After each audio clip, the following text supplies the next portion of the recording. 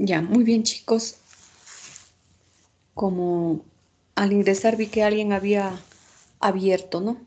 Había abierto un aula, pero prefiero abrir la mía para poder controlar desde acá. Bueno, hemos estado ya estudiando los objetivos de desarrollo sostenible, vimos cómo surgieron estos, un poco de historia de todas las reuniones que han habido hasta desembocar en esto, ¿no? Que son objetivos con una duración de 15 años que van desde el 2015 hasta el 2030. Entonces hoy vamos a ver, vimos hasta el 7, ¿no? Hoy vamos a ver los 10 restantes y vamos a ver algunos casos prácticos que se han implementado en Ecuador, en América Latina y en el mundo con respecto a los objetivos de desarrollo sostenible para dar eh, solución a ciertos problemas presentados, ¿no? Entonces hoy es la clase del 28 de mayo, tenemos 2 horas.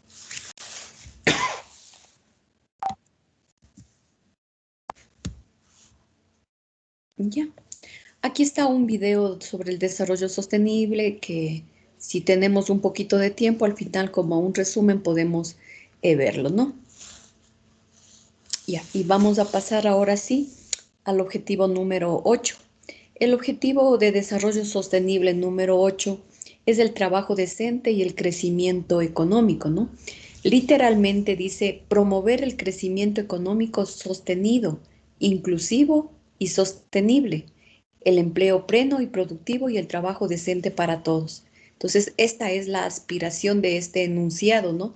Todos tenemos el derecho a tener un trabajo decente, que sea inclusivo y sostenible, ¿no? Sin marginaciones por religión, por raza, por sexo, etcétera, ¿no? Para la consecución de este objetivo, varias organizaciones están comprometidas. Entre ellas está el Banco Mundial, que apoya la visión de aliviar la pobreza y empoderar al género a través de su capacitación, movilización de recursos y cualquier otro aspecto. También está la Oficina de las Naciones Unidas para Asuntos del Espacio Exterior, la Organización Internacional del Trabajo, OIT por sus siglas, ONU Mujeres. También está actuando para lograr los derechos económicos y el crecimiento para todos mediante la promoción de un trabajo decente, en la que haya igualdad de género, ¿no? Igualdad de remuneración, debido a que se está haciendo un mismo trabajo. También igualdad de acceso a los activos y las oportunidades económicas y la distribución justa del trabajo de cuidados no remunerados. También está incluida la Organización Mundial del Turismo, por sus siglas OMT. Entonces, todos tenemos derecho al trabajo decente. La Constitución también lo dice, ¿no? Sin distinción de género, raza, religión, etcétera.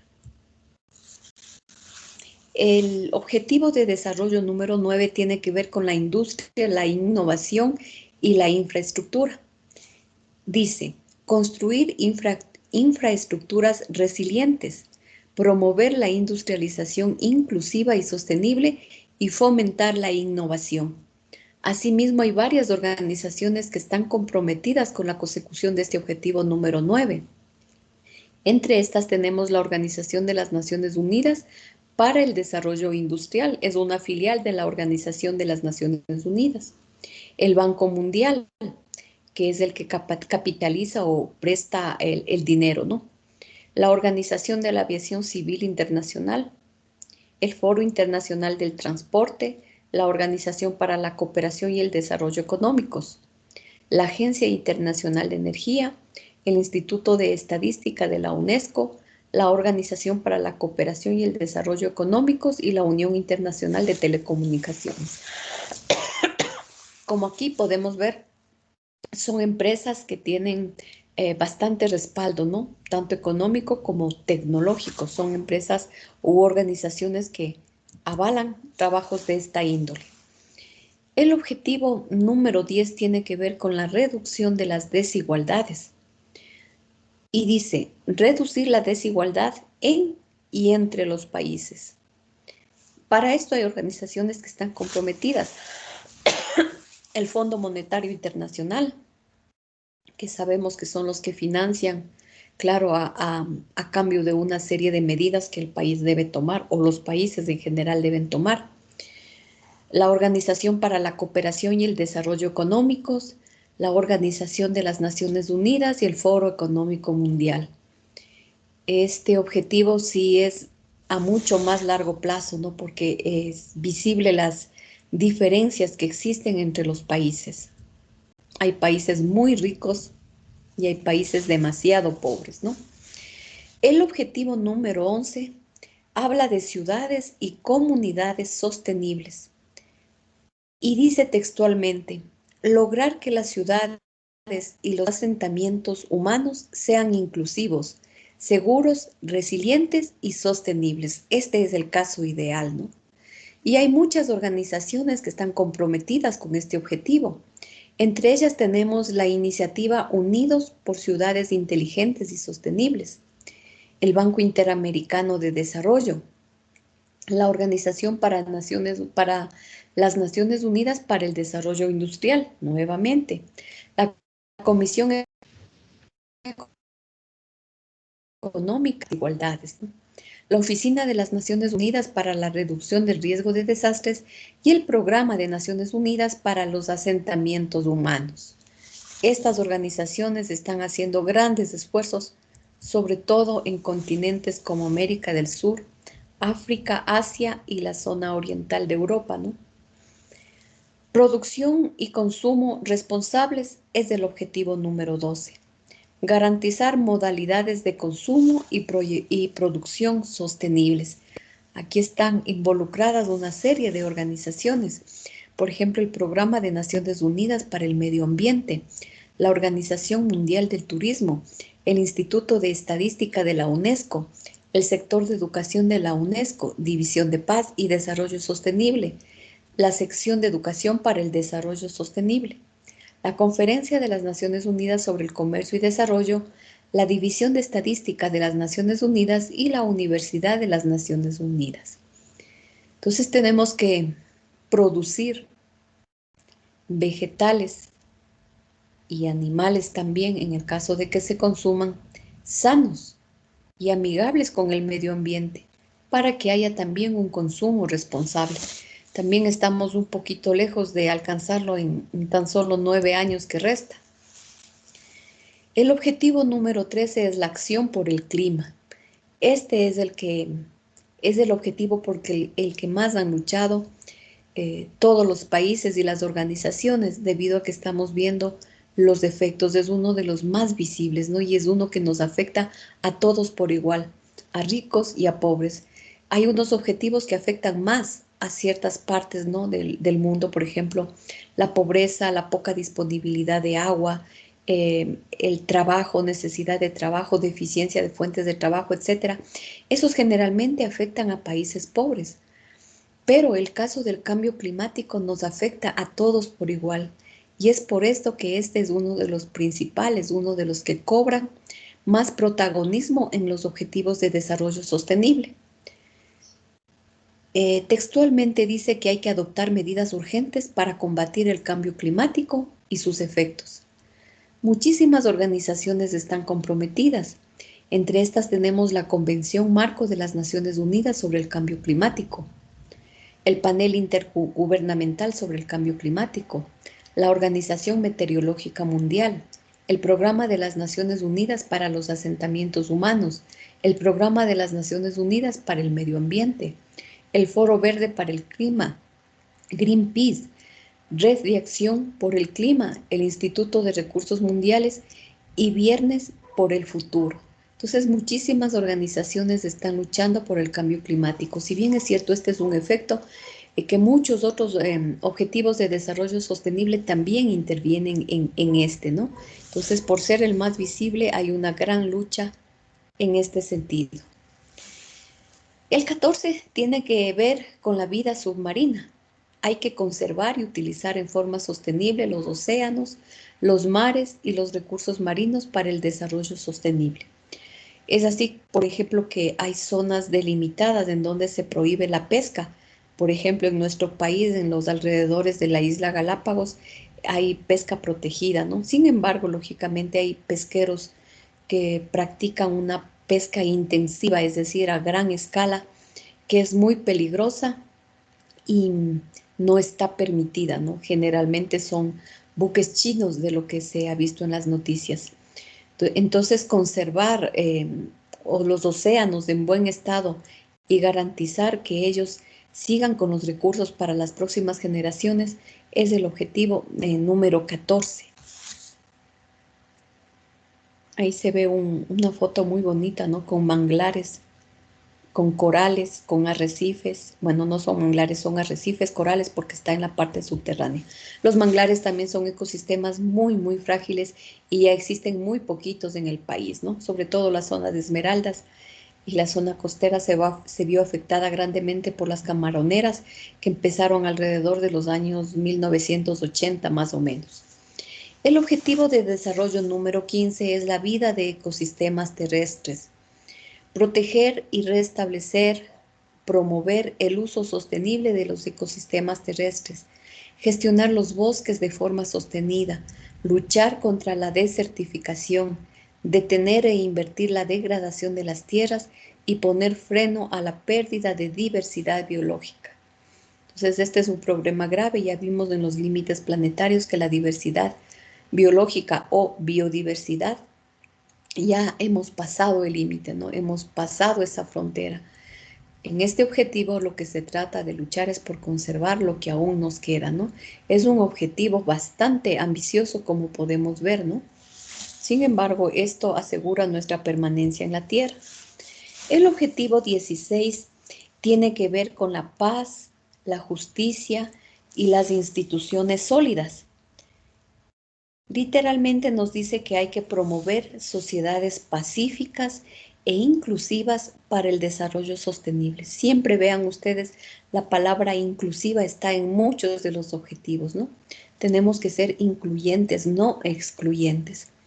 Proporcionar acceso a la justicia para todos y construir instituciones eficaces, responsables e inclusivas en todos los niveles.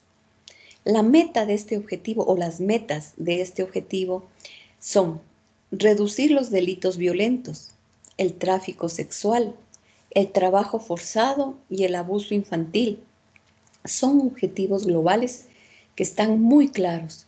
La comunidad internacional valora la paz y la justicia y pide sistemas judiciales más fuertes que hagan cumplir las leyes y que trabajen por una sociedad más pacífica y justa. Muchas son las organizaciones comprometidas, entre ellas está el Programa de las Naciones Unidas para el Desarrollo, Libertad de Expresión, Safe World, Reporteros Sin Fronteras y la Fundación World Wide Web. Entonces, estas son las organizaciones que luchan por la paz, la justicia e instituciones sólidas, ¿no? Y finalmente llegamos al objetivo 17, que son alianzas para los objetivos.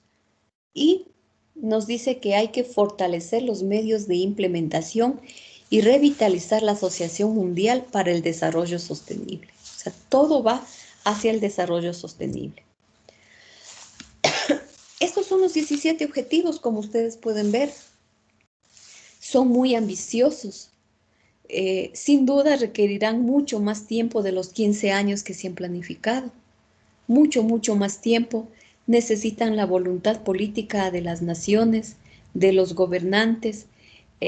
Necesitan también organizaciones sólidas en las que no haya corrupción para que se pueda avanzar en estos objetivos, ¿no? Entonces, los países más grandes están predispuestos a ayudar a los más pequeños, ¿no? Al menos ese es el trasfondo de todo, ¿no? Ojalá todos estos objetivos se vayan desarrollando, aunque vemos que ya nos hemos retrasado bastante, como les decía en la clase anterior, por la pandemia, ¿no? ¿Alguien que quiera añadir algo, por favor, sobre los objetivos de desarrollo sostenible?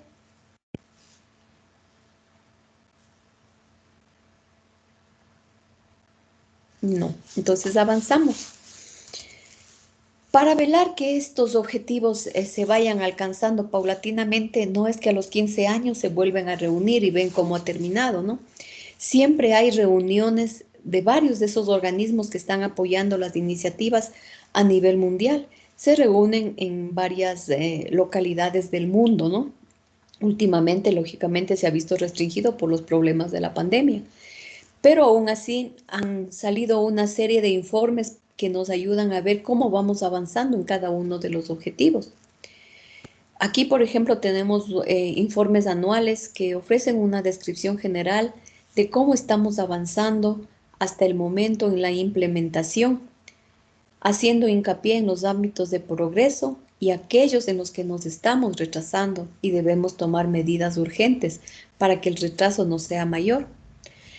Estos informes están elaborados por el Departamento de Asuntos Económicos y Sociales de las Naciones Unidas, con aportaciones de las organizaciones internacionales que vimos que se involucraban en cada uno de los objetivos, y también organizaciones regionales y lógicamente de país, ¿no?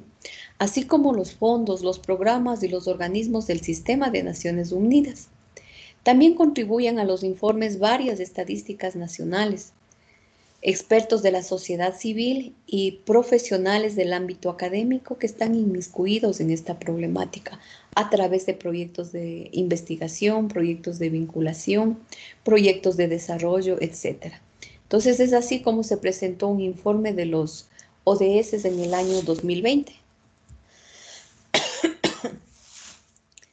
Para alcanzar los objetivos del desarrollo sostenible, se han estimado que las necesidades anuales de inversión en todos los sectores serían entre 5 y 7 billones de dólares. Imaginémonos esa cantidad de dinero que se necesita para poder alcanzar estos objetivos. Parecen cantidades muy grandes y en realidad son cantidades grandes, pero si se invirtiera en esto, los beneficios serían mucho mayores y los beneficios no solo serían económicos, sino de bienestar y de una mejor calidad de vida para las poblaciones más vulnerables. Entonces, a simple vista parece una cantidad enorme. Los niveles de inversión actuales se encuentran muy lejos de lo que se planificó. Con una estimación de activos financieros mundiales de más de 200 billones de dólares, la financiación está disponible, pero la mayoría de esos recursos no están canalizados hacia el desarrollo sostenible en la escala y con la rapidez necesaria para lograr alcanzar estos objetivos y los propósitos del Acuerdo de París sobre el cambio climático. Entonces, no, aunque el dinero está disponible, no estamos utilizándole de la mejor manera para lograr alcanzar estos objetivos. El interés y la inversión en los objetivos de desarrollo sostenibles está creciendo y la inversión en los objetivos es sensata desde el punto de vista económico. Alcanzar estos objetivos podría crear hasta 12 billones de dólares de oportunidades de mercado y generar hasta 380 millones de nuevos puestos de trabajo en el año 2030. Entonces, como pueden ver, la inversión es alta, pero lo que se espera obtener es mucho más, ¿no? No solo en dinero, sino en mejorar, como les decía, la calidad de vida de poblaciones vulnerables. Imaginémonos que se crean 380 millones de puestos de trabajo para el 2030. No se trata de dar bonos, ¿no? Siempre nos dicen, no se trata de dar peces, sino de enseñar a pescar. Entonces lo que la gente pide es empleo, no pide bonos. Y eso es lo que pasaba en Venezuela, de lo que se ha leído, ¿no? Comenzaron a dar tantos bonos y la gente se mal acostumbró a no trabajar y a vivir mm, con las justas, como se dice, ¿no? Siempre tomando o requiriendo esos bonos hasta que la situación fue insostenible y tuvieron que emigrar millones, ¿no? Y nosotros sabemos ya la realidad de los venezolanos, un país sumamente rico. En la década de los 70, cuando era el boom petrolero, Venezuela tiene los pozos petroleros más grandes de América. Entonces, en esa época migraban ecuatorianos y de varias partes de América del Sur a Venezuela, ¿no? Porque era un país lleno de oportunidades. Y miren lo que políticas equivocadas y malos gobiernos pueden hacer. Enseñar a la gente a darles dinero sin trabajar es un arma de doble filo. Claro, lógicamente lo hicieron para someterles, ¿no? Y tenerles contentos hasta cierto punto. Pero vemos que la realidad es muy, muy diferente, ¿no? Ahora vemos que están formando parte de los cinturones de pobreza en su gran mayoría. También hay profesionales, lógicamente, que aportan al desarrollo del país, ¿no? Entonces, esa es la situación.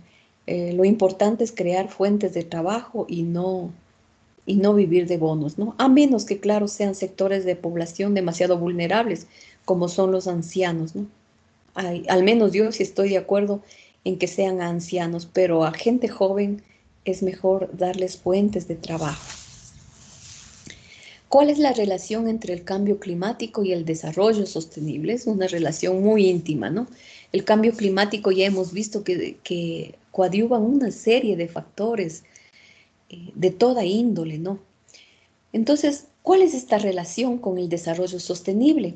Hay que hacer frente al cambio climático y fomentar el desarrollo sostenible. Estas son dos caras de una misma moneda, ¿no? Que se refuerzan mutuamente. El desarrollo sostenible no se logrará si no se adoptan medidas para combatir el cambio climático. Es imposible tener un desarrollo sostenible si no atacamos los problemas que desencadenan el cambio climático. Y a la inversa, muchos objetivos de desarrollo sostenible abordan los factores desencadenantes del cambio climático. Entonces, como les decía, todo está interrelacionado e intrarrelacionado también. El cambio climático ya afecta a la salud pública, la seguridad alimentaria e hídrica, la migración, la paz y la seguridad. Si no se tiene en cuenta el cambio climático, este hará retroceder los logros alcanzados en los últimos decenios en materia de desarrollo e impedirá realizar nuevos avances. Es por esto que todos están atacando el cambio climático, ¿no? Porque afecta prácticamente todo. Las inversiones en desarrollo sostenible ayudarán a hacer frente al cambio climático, al reducir las emisiones de gases de efecto invernadero y reforzar la resiliencia al clima, ¿no? Ahora vamos a ver una serie de casos prácticos. Son estudios que se han hecho en varias partes del mundo en donde se ha invertido, ¿no? Estas organizaciones que son las auspiciantes o que intervienen en cada uno de estos objetivos de desarrollo sostenible han dado financiamiento a los gobiernos para que hagan una serie de planes y programas que beneficien a la comunidad, sea que ataquen a uno de los objetivos o a más, ¿no? Siempre es mejor si se atacan a varios objetivos de una sola. Entonces hay varios casos prácticos. Vamos a estudiar algunos de ellos. Comenzaremos por un caso de Ecuador, ¿no? Entonces, estos casos prácticos hay muchísimos, muchísimos a nivel del mundo y los he encontrado en Internet, ¿no? Es mucho más fácil encontrar en Internet que en libros, porque ustedes saben que los libros tienen que editarse y todo lo demás, entonces más fácil es encontrar en libros en línea o en páginas que sean serias, ¿no? En Internet. Entonces, esta información está sacada de páginas que tienen respaldo, ¿no? Y vamos a revisar una serie de estudios de caso. Comenzamos por un estudio de caso que se realizó en Ecuador, en las provincias de Esmeraldas, Los Ríos, Manabí y Bolívar, y se refiere a la gobernabilidad del agua en Ecuador. Este caso está íntimamente relacionada con el objetivo 5, que es la igualdad de género, y también con el objetivo 6, que es la disponibilidad y gestión sostenible del agua, ¿no? Entonces, es un caso que hace referencia. Este programa tuvo como objetivo contribuir a la implementación del Plan Nacional del Agua y a la construcción de la gobernabilidad democrática y sostenible de los servicios del agua y saneamiento del Ecuador. Como estrategia se planificaron 4 ejes principales. El primero es fortalecer las capacidades nacionales y locales para la implementación de un nuevo marco normativo e institucional consensuado del sector hídrico y del subsector agua y saneamiento. Mejorar los indicadores de sostenibilidad económica, técnica, social, ambiental e institucional de los prestadores de servicio de agua y saneamiento de las 4 provincias de intervención: Esmeraldas, Bolívar, Los Ríos y Manabí. Empoderar las organizaciones sociales para incidir en la formulación de los marcos normativos, la vigilancia de la calidad y la gestión sostenible de los servicios del agua. Esto es muy importante, ¿no? Siempre trabajar con organizaciones sociales que ya están formadas en los distintos países. Y aquí tuvo mucho que ver la creación de Senagua en esos años, ¿no? Construir infraestructuras en 20 cantones de esas 4 provincias, acompañadas de campañas de educación sanitaria y ambiental, y fortalecer las capacidades de las instituciones y organismos sociales locales en los temas de educación sanitaria y ambiental. Todo esto son objetivos, son estrategias que tienen que estar así, escritos. No se puede hacer un resumen de esto, ¿no? Tienen que ir tal como están. En el cambio de la gestión de los recursos hídricos se inició con la creación, como les decía, de Senagua, entidad que tiene la misión de diseñar e implementar el Plan Nacional del Agua. Es la Secretaría Nacional del Agua, Senagua, ¿no? Que estableció estrategias y acciones desde el nivel nacional hasta el nivel de cuencas hídricas. Entonces, fue esta organización la que implementó este proyecto para coadyuvar a los objetivos 5 y 6. La problemática de los recursos hídricos en Ecuador deriva de la contaminación de los ríos. Son muy pocas las ciudades que tienen un tratamiento de aguas servidas, es decir, de aguas grises que salen de los hogares. Y muy pocas empresas tienen un tratamiento de aguas grises, es decir, de aguas más contaminadas, sea con contaminantes biológicos o químicos que salen desde las empresas, no desde la industria. Entonces, la problemática grave de nuestro país es la contaminación de las aguas y ríos por carecer de tratamientos de aguas servidas, tanto grises como aguas negras, ¿no? La disminución de los caudales en la sierra, vemos que cada vez los ríos se están secando, ¿no? Los ríos son cada vez más pequeños. La sobreexplotación de acuíferos en la costa. En la costa hay grandes desviaciones de caudales de ríos, ¿no? Para justamente hacer represas hidroeléctricas o también para zonas de riego, ¿no? Hacen estanques enormes para poder regar los campos o también para las camaroneras. Entonces hay una sobreexplotación de estos acuíferos. Los manglares prácticamente están desapareciendo y son sistemas muy, muy frágiles que abarcan una serie de vegetales y animales que están en peligro de extinción. También en la costa, en la sierra, vemos cada vez que las montañas tienen menos nieves perpetuas. Si vemos el Chimborazo, por ejemplo, cada vez está con menos nieve, sobre todo en ciertas épocas del año. Y sabemos que de las nieves perpetuas se van formando los ríos en la sierra, ¿no? Que llegan a desembocar en grandes ríos en la costa y finalmente al mar. Entonces también esos son los grandes problemas de agua que tenemos, ¿no? La contaminación. Ha habido ya logros en este programa. Se mejoró el acceso de agua para 28,000 personas. Esto es bastante bueno, ¿no? Porque mejorar la calidad de vida de las personas es gratificante. Se fortalecieron las capacidades nacionales y locales para la implementación de un nuevo marco normativo e institucional.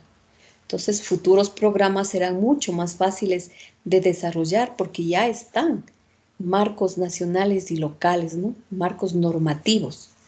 Ya está regulado, normado, etc. Se fortalecieron las capacidades de prestadores de servicios de agua potable y saneamiento. Todas las empresas municipales se vieron fortalecidos, ¿no? Ellas son los encargados de los servicios de agua potable. Bueno, son empresas públicas adscritas a los municipios o a los gobiernos autónomos descentralizados, como hoy se suele llamar, ¿no? A los GATS. Se mejoraron los indicadores de sostenibilidad económica, técnica, social, ambiental e institucional en los prestadores de servicios de agua y saneamiento. Hay las empresas municipales de agua y alcantarillado, ¿no? Como les decía, adscritas a los municipios. Si bien es cierto se han logrado muchas cosas, todavía hay retos por cumplir en este proyecto, ¿no? De la gobernabilidad de agua en las 4 provincias. Todavía hay inestabilidad en la unidad de coordinación entre las agencias. Es decir, no hay sinergias, no se crean todavía mecanismos que nos permitan interactuar entre las mismas unidades de coordinación, ¿no? Somos como islas todavía. Escaso personal técnico. Este siempre será un problema. El personal burocrático es lo que abundan en estas instituciones, es decir, secretarias, conserjes, gente de mandos medios, ¿no? Pero en realidad lo que hace falta es personal técnico, personal que trabaje por solucionar estos problemas. Hay debilidades institucionales de la Secretaría Nacional del Agua, es una entidad política, no es un botín político de organizaciones que están liderando los políticos que están de turno. Y casi siempre quienes están al mando de estas organizaciones son la gente que está menos preparada, es decir, no son personas técnicas. Ay, sigo con mi tos, me disculpo. Algunas obras acumularon retrasos. Generalmente los retrasos se dan por problemas económicos o problemas sociales que no se resuelven a tiempo. Alta conflictividad sociopolítica. Y la rotación de personal que genera vacíos en la información. Es decir, hay mucho cambio de personal, ¿no? Termina un gobierno o sale, no necesariamente termina un gobierno, sale una autoridad seccional, por ejemplo, de Senagua, y cambia todo, ¿no? Y la gente, no, como no son políticas de la institución, se va llevando la información o a propósito generan vacíos para que los procesos se retarden y le vaya mal al que llega, ¿no? Son problemas de orden sociopolítico. Las lecciones aprendidas o el feedback, que solimos decirlo, a la retroalimentación, son muy importantes, puesto que ellas nos permiten mejorar los procesos.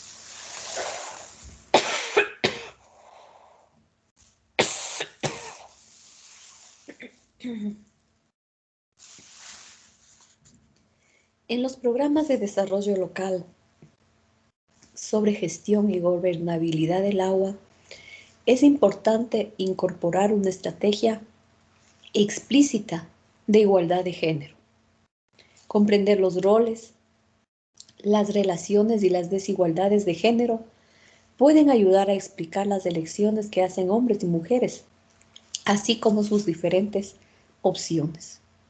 Entonces, esta es una lección aprendida. Falta igualdad de género.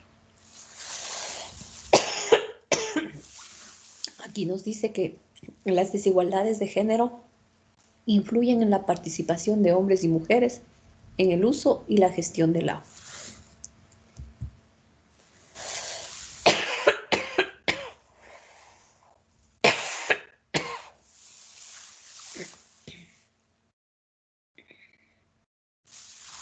Sostenibilidad y replicabilidad. Las prácticas y modelos de desarrollo local pueden servir como punto de referencia para futuros proyectos. Hemos visto las estrategias planteadas, los objetivos, cómo se han desarrollado los programas, los principales resultados, los beneficios que han tenido las comunidades y los gobiernos seccionales y también nacionales. Hemos visto que falta igualdad de género todavía. Y estas prácticas y modelos de desarrollo local sirven como punto de partida para futuros proyectos. Hay lecciones aprendidas. Entonces, futuros proyectos que tengan que ver con la gobernabilidad del agua en otras regiones, en otras provincias, serán ya más fáciles de realizarse porque ya hay una experiencia previa. Y sobre todo hay un seguimiento a esa experiencia. Necesidad de que los municipios asuman de forma progresiva la competencia del abastecimiento de agua en las zonas rurales, que es donde más necesidad de agua hay, ¿no? Bueno, en nuestra ciudad nos han hablado años atrás de que vamos a tener agua permanentemente. Esa es una realidad en ciertos sectores de la ciudad. Sé que ha mejorado, pero donde yo vivo, por ejemplo, el agua se nos va como 9 de la mañana, 8, entre 8 y 9 de la mañana. Viene algo al mediodía y a veces y viene en la noche. Es decir, todavía no tenemos suficiente cantidad de agua y eso se ha transformado en una forma o como una realidad, ¿no? A la que nos hemos acostumbrado, pero que en ninguna parte del mundo eso es posible. Hay que tener agua todo el tiempo, ¿no? Entonces, estamos todavía con ese proyecto, bueno, está ya por concluir ese proyecto y esperemos tener agua, al menos en todos los sectores urbanos, ¿no? En el sector rural es más dramática la situación. Muchos tienen agua entubada, pero no agua potable. Importancia de la inversión en infraestructuras. Los proyectos son demasiado costosos, ¿no? Todo lo que tiene que ver con esta infraestructura es demasiado costoso y es eso lo que complica estos procesos. Diseño de una estructura administrativa para la toma de decisiones que se encargue de organizar y articular esta intervención. Entonces, este es el estudio de caso de la gobernabilidad en agua en las provincias de Esmeraldas, Los Ríos, Manabí y Bolívar. Como vemos, alrededor de 28.000 personas se vieron favorecidas, ¿no? Con este proyecto y ha sido un caso bastante exitoso. Vamos a ver otro estudio de caso, esta vez en América Central, en El Salvador. Un proyecto de viviendas urbanas sostenibles. Salvador es un país sumamente pobre, ¿no? Y en San Salvador, que es su capital, inclusive en el centro se ve la pobreza, ¿no? Hay una zona muy bonita, una zona residencial, ¿no? En donde hay hoteles, centros de convenciones, muy bonita, pero se sale de esa zona e inclusive en el centro se ven en muchos de estas covachitas como las que están viendo con negocios, 90 informales de ropa, lo que da un aspecto bastante fuerte y negativo para una capital, ¿no? No se diga cómo serán los suburbios, ¿no? No me imagino cómo serán si así era la capital. Entonces eso nos habla de un país con muchas brechas. Hay las pandillas, ¿no? La Mara Salvatrucha que ha causado grandes problemas. Por eso es la migración hacia Estados Unidos, ¿no? Es un país sumamente pobre. Bueno, esperemos que el gobierno vaya mejorando la situación, aunque mucho depende de las personas, ¿no? Entonces, en este estudio de caso, que es la implementación de viviendas urbanas sostenibles y dignas, ¿no? Están involucrados 3 objetivos de desarrollo sostenible, el 8, el 11 y el 17.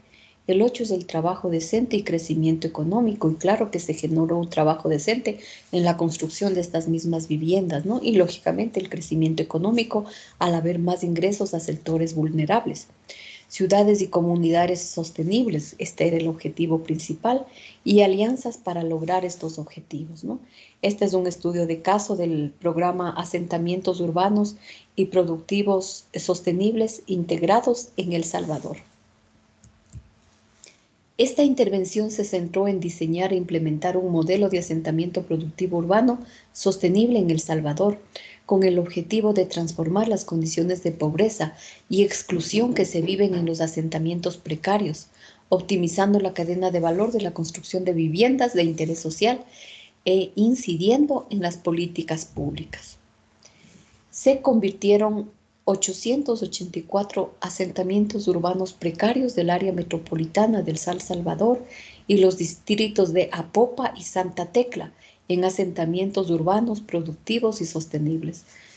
Imagínense en 884 asentamientos urbanos, que eran así, casas de cartón, en el mejor de los casos de Eterniz, ¿no? Es decir, asentamientos muy precarios.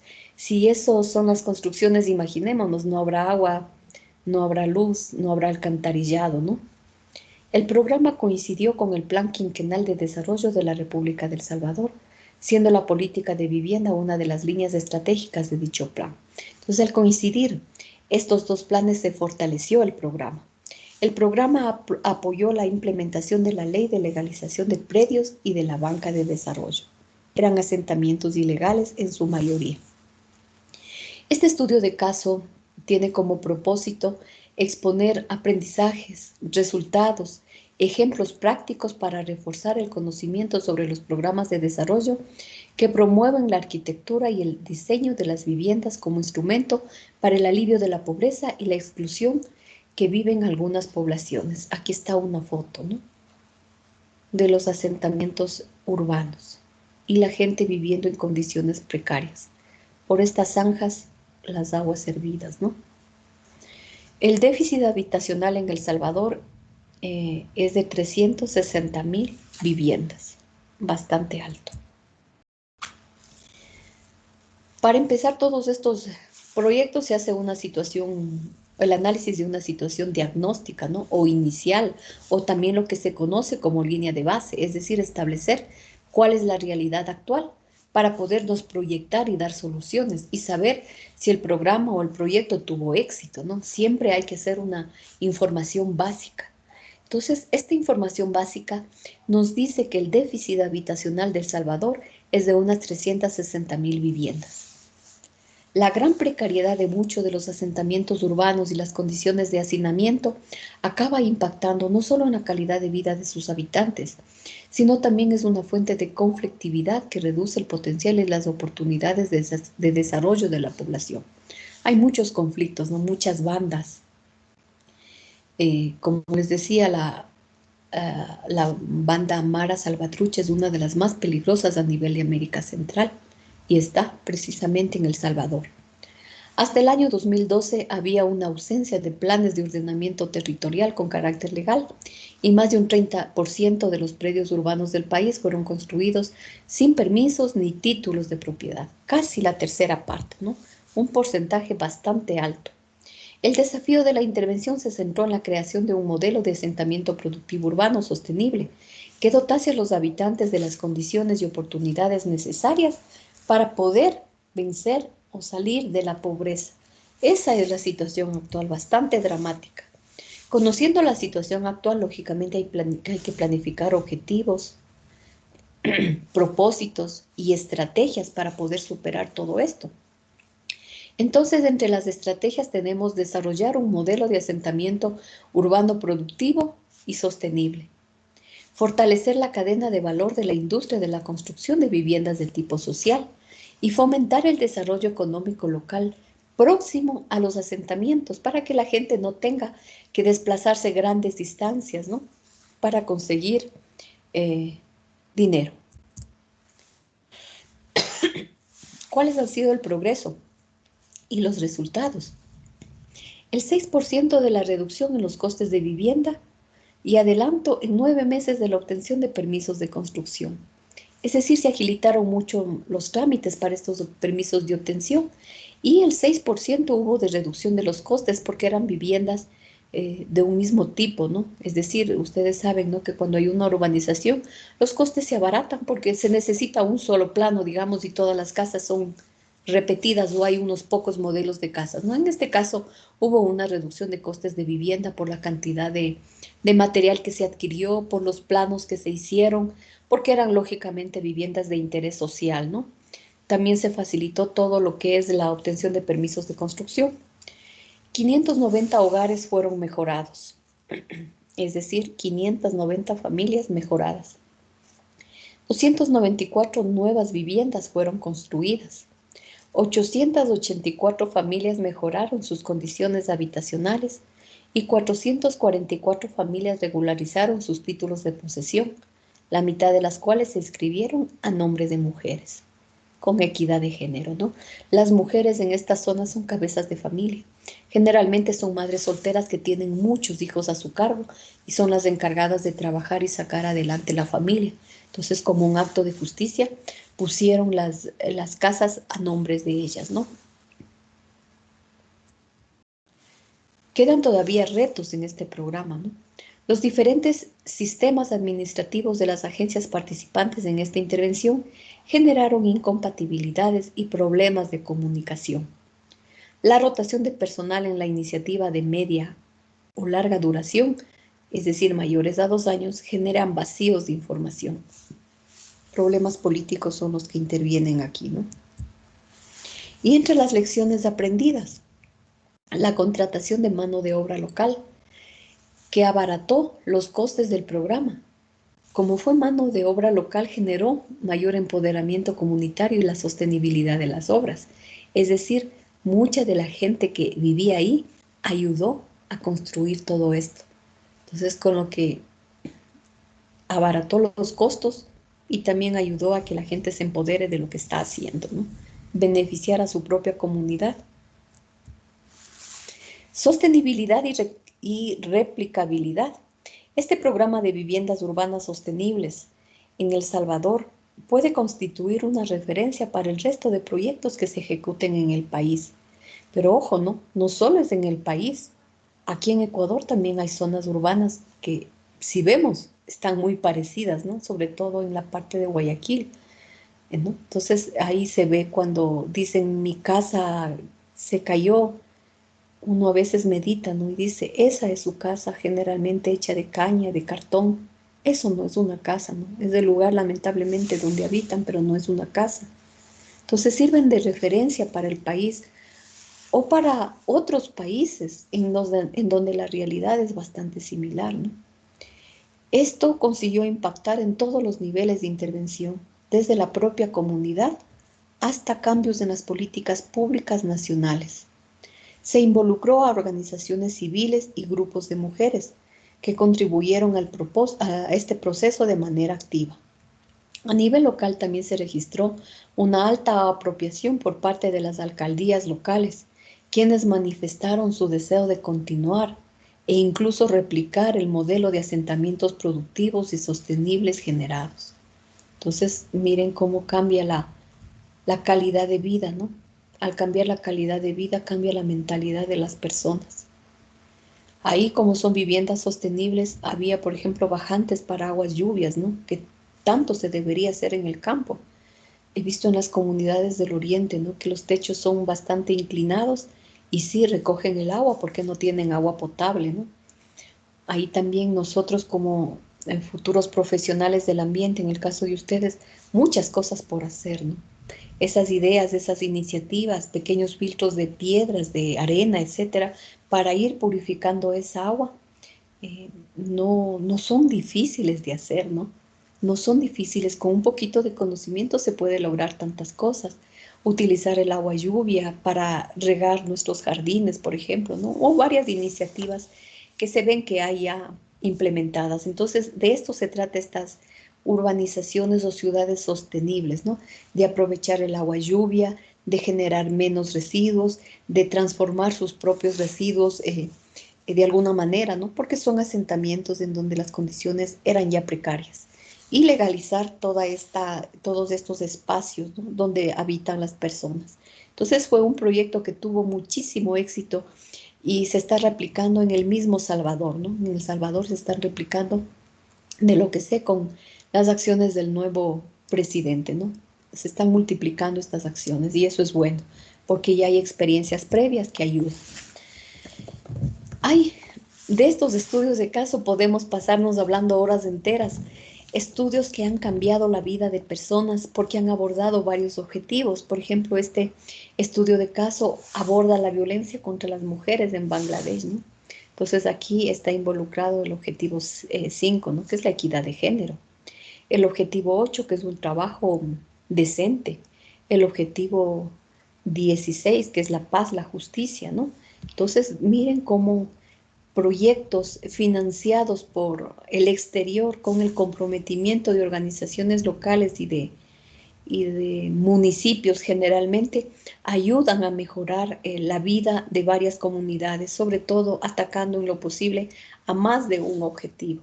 Entonces, este es un caso para abordar la violencia de las mujeres en Bangladesh.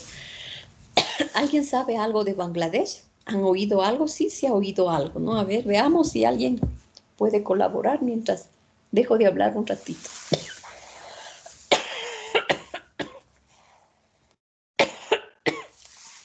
¿Alguien sabe algo de Bangladesh?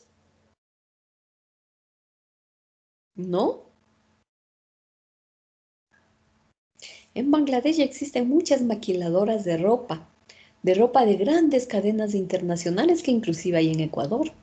Por ejemplo, Zara, MIH y muchas de esas transnacionales que son fabricantes de ropa Generalmente es ropa, ¿no? Es ropa maquilada en Bangladesh, porque ahí las condiciones de trabajo son dramáticas. Sobre todo hay mujeres y niños principalmente que trabajan de 12 a 16 horas al día por sueldos ínfimos, ¿no? Entonces estas grandes empresas, sobre todo de ropa, eh, fabrican sus productos allá y luego llegan a Europa y prácticamente en Europa, en todos los países y también América del Sur, ¿no? Con la globalización Profe, tenemos prácticamente al alcance de todos. Sí, ¿alguien quería decir algo? no es esa, o sea, no es el caso de que hubo algo como un derrumbe de una industria donde, bueno, de una empresa donde estaban los niños y las mujeres y como las condiciones no eran tan buenas, se cayó y se murieron, o sea, se murió la mayoría y solo una parte pequeña de los empleados habían sobrevivido.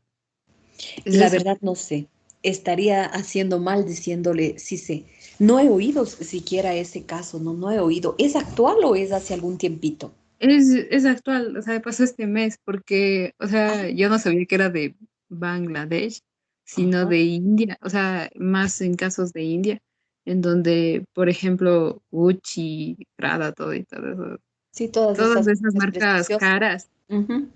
ellos van a hacer, o sea, o sea, su mano de obra es de allá. O sea, yo Es sabía que barato. era de India y eso, Ujú.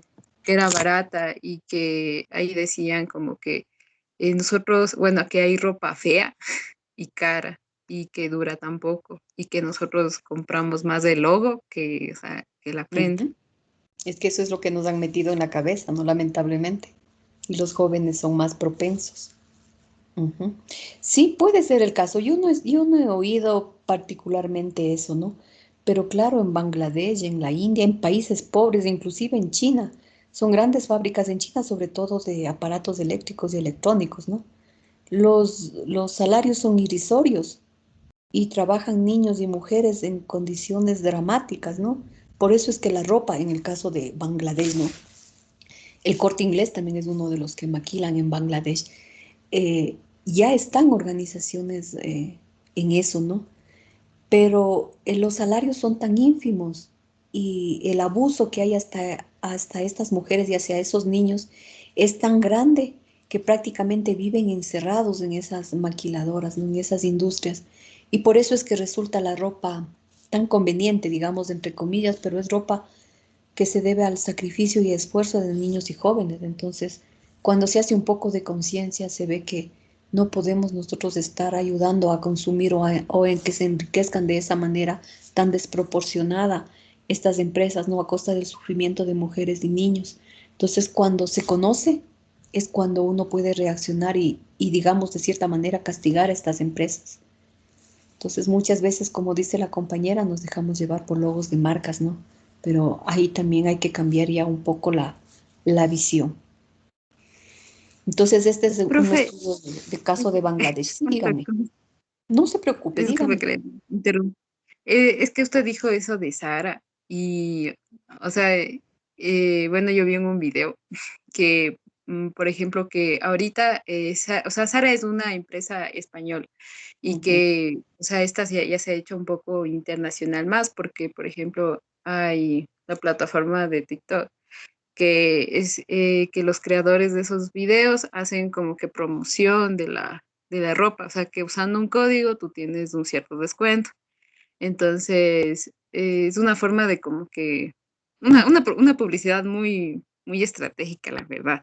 Pero lo que me llama la atención es que en el simposio que hubo este año, el reciente simposio, estaba hablando un español que decía que ellos ya estaban haciendo proyectos o aplicando leyes sobre el control del agua, pero nunca trató de algo, o sea, como esto de la empresa de la ropa, que es importante porque, o sea, una prenda, por ejemplo, una chompa, gasta miles de litros de agua, entonces es como que nadie se enfoca en esto y como aún no hay, o sea, no hay una legislación rigurosa políticas. sobre el uso de esta ropa.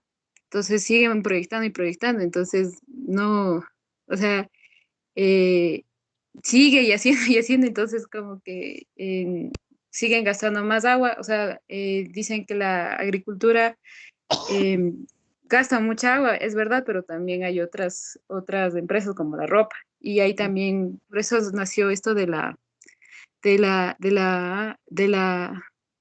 vestimenta sostenible, o sea que si es que podemos comprar más ropa de segunda mano, que a veces solo usan una vez y ya mandan a regalar o mandan a vender.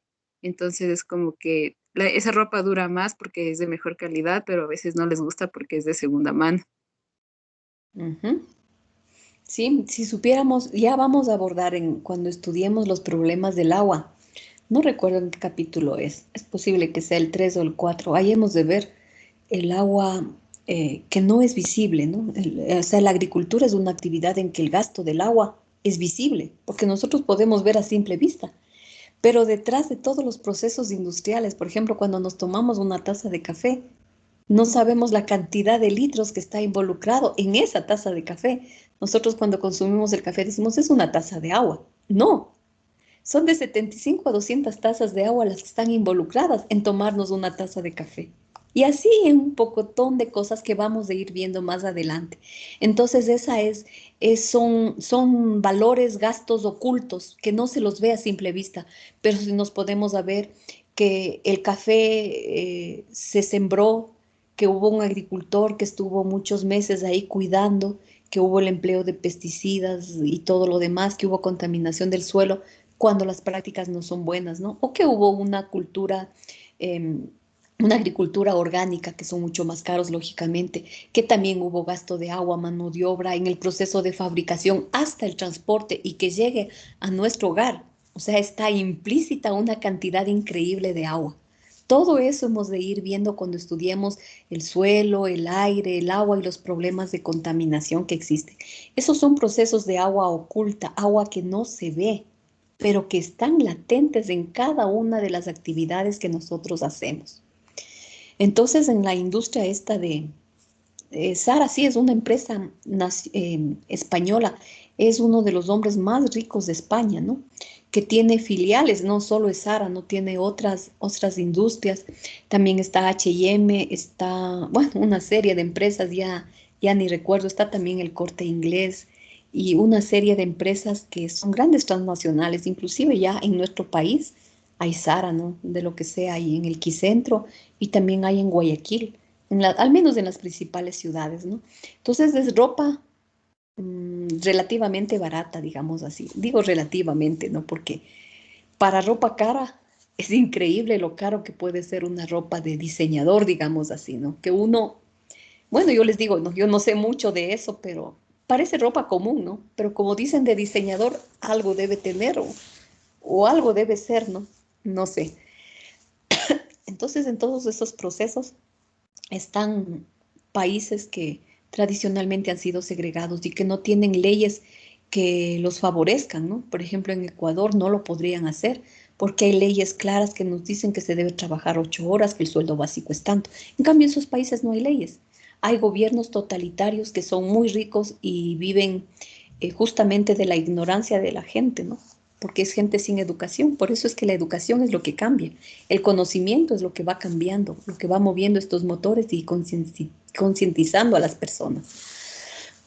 Este es un estudio de caso que no lo abordamos, ¿no? Simplemente lo dejo latente. Ustedes pueden entrar a internet, hay muchísimos estudios de caso. Hay otro caso en Bolivia.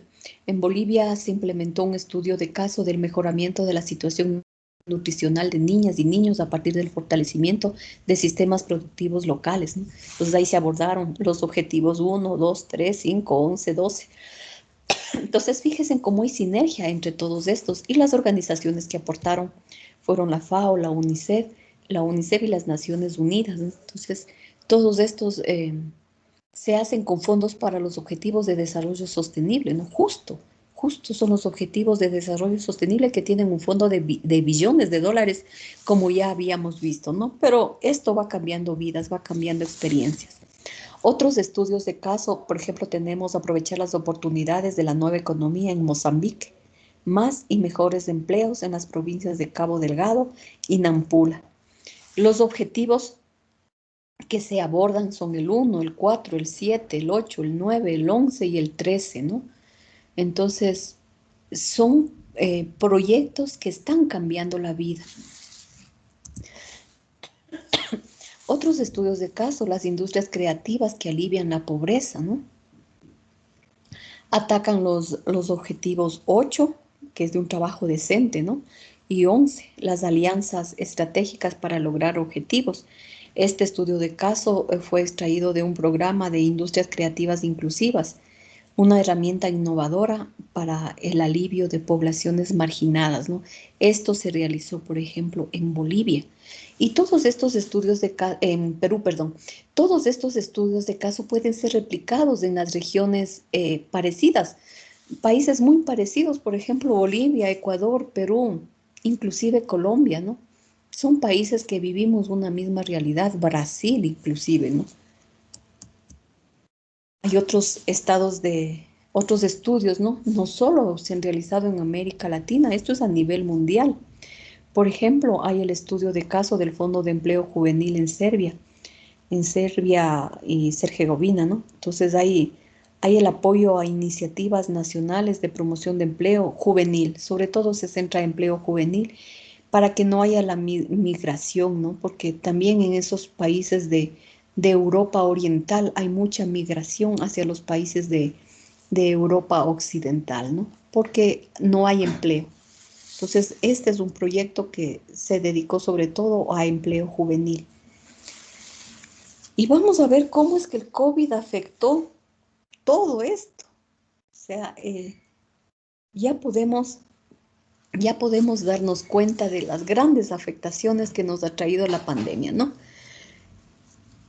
Y aquí hay una serie de afectaciones a los distintos objetivos. Comencemos por el objetivo 1. Alguien que me ayude leyendo, por favor, el objetivo 1, el que les estoy señalando, el fin de la pobreza. Aquí están las afectaciones de la pandemia, ¿no? A cada uno de estos objetivos. Alguien que me ayude con el 1, por favor.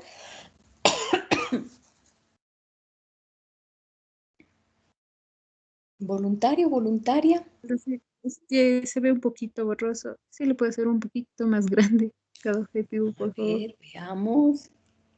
Al hacerle más grande se vuelve como más borroso. Ahí tal vez. Yo sí lo puedo leer. Se ve Dice, borroso, profe. ¿está borroso? Dije yo, voy a tratar. Ya, gracias. A Gracias. ver, dice, provoca la pérdida de ingresos que lleva a los segmentos vulnerables de la sociedad y a las familias a caer por debajo del umbral de la pobreza.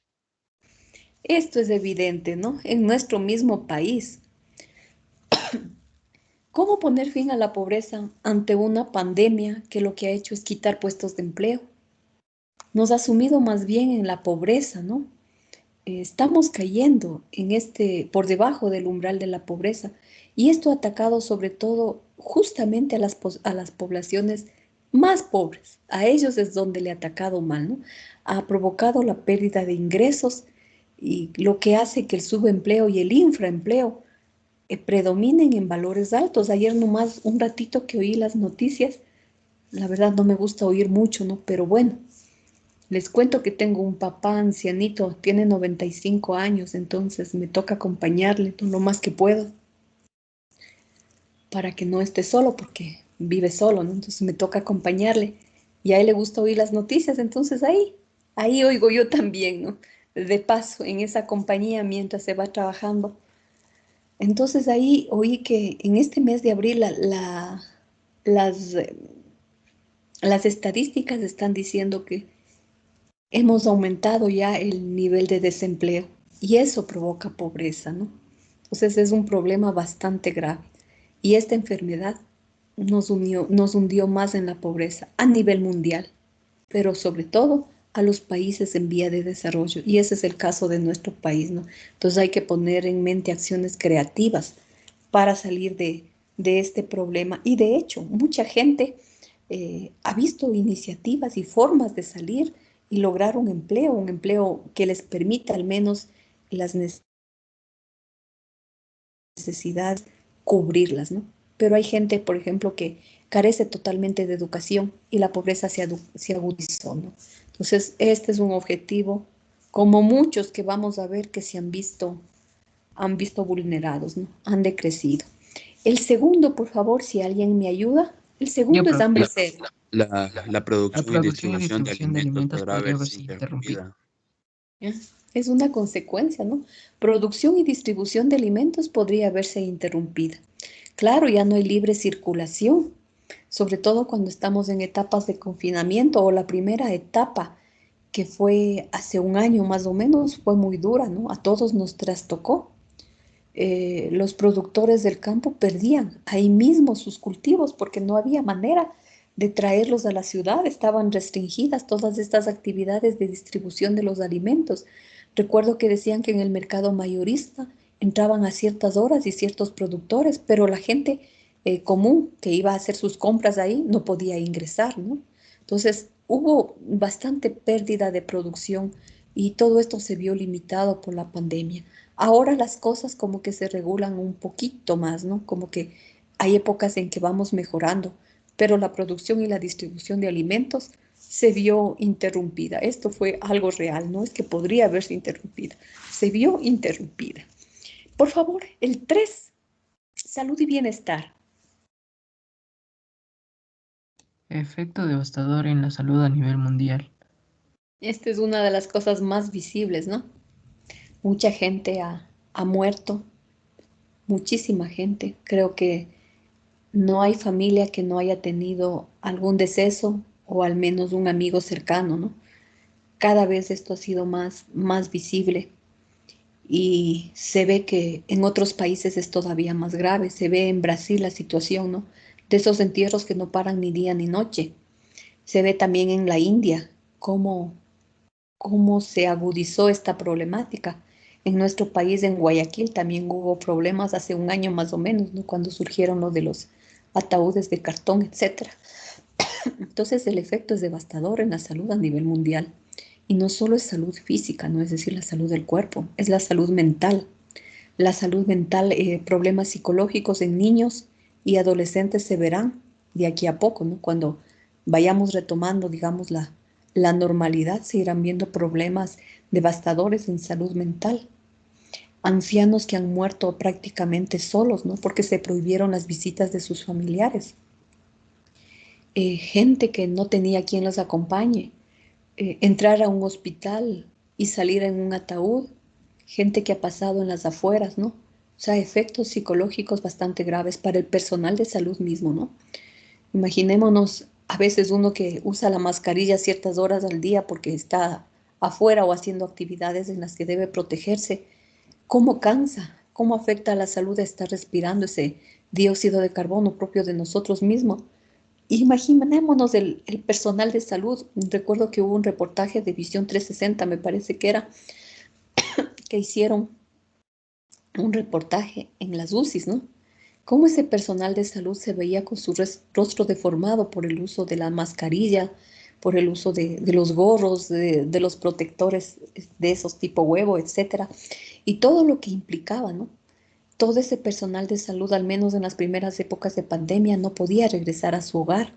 Había niños pequeños, niños estudiando, padres ancianos, ¿no? Y no podrían regresar a su edad a su hogar por el peligro de contagio.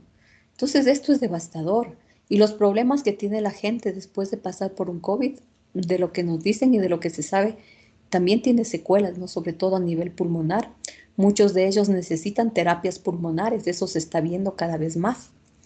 Y los que nos hemos puesto vacunas, tampoco sabemos cuál será nuestro futuro, porque una vacuna normalmente o un medicamento en general se demora alrededor de 15 años en ser aprobado, pero fue la premura de, digamos, de tratar de salvar vidas o de que la situación se normalice que hizo que en 2 años más o menos, menos todavía, se estén probando vacunas, ¿no? Que no sabemos el fin que vaya a tener. Entonces es un problema de salud, como les digo, no solo corporal, sino psicológico que arrastraremos y se verá sobre todo en niños, jóvenes y ancianos. No sabemos cómo irá a superarse todo esto, ¿no? Nos hablan ya de un regreso progresivo a las aulas, un poco voluntario, ¿no? Entonces muchos estarán de acuerdo, muchos no estarán de acuerdo, pero bueno, la vida tiene que seguir, ¿no? Entonces vamos a ver cómo nos va. Ayer también oía que nos decía que todos estamos prácticamente preinscritos y que desde los 18 hasta los 40 años también van a acceder a estas vacunas en estos 100 días, ¿no? Esperemos, sinceramente, yo sí tengo confianza y la esperanza de que este nuevo gobierno se dirija sobre todo a solucionar estos problemas que son de todos, ¿no? Y ahí sí toditos tenemos que colaborar, nos guste o no, porque el bienestar de todos depende del bienestar de cada uno, y el bienestar de cada uno depende del bienestar de todos. Entonces no hagamos oposición por oposición, no tomemos medidas radicales, más bien ayudemos en lo que se pueda, ¿no? Tratemos de ayudar en lo que podamos, desde el punto de cada quien, desde la posición que estemos. ¿Me ayudan, por favor, con el 4? Educación de calidad. Ya. Produce el cierre de muchas escuelas. El aprendizaje a distancia es menos efectivo y no es accesible para todos. Muy bien, muy bien. Desde nosotros mismos estamos aquí, ¿no? Frente a una pantalla, sin tener una relación más estrecha, más amistosa entre compañeros, entre el profesor, la profesora y los compañeros, ¿no? Y bueno, esta es una materia en que no nos afecta mucho, ¿no? Es una materia un tanto teórica, un tanto comprensible, digamos, muy comprensible, muy amigable, ¿no? Entonces, no nos afecta tanto, pero ustedes mismos han de haber estudiado, por ejemplo, matemáticas, física, no es lo mismo. Por más que el profesor haga grandes esfuerzos por hacer lo mejor que puede, no es lo mismo.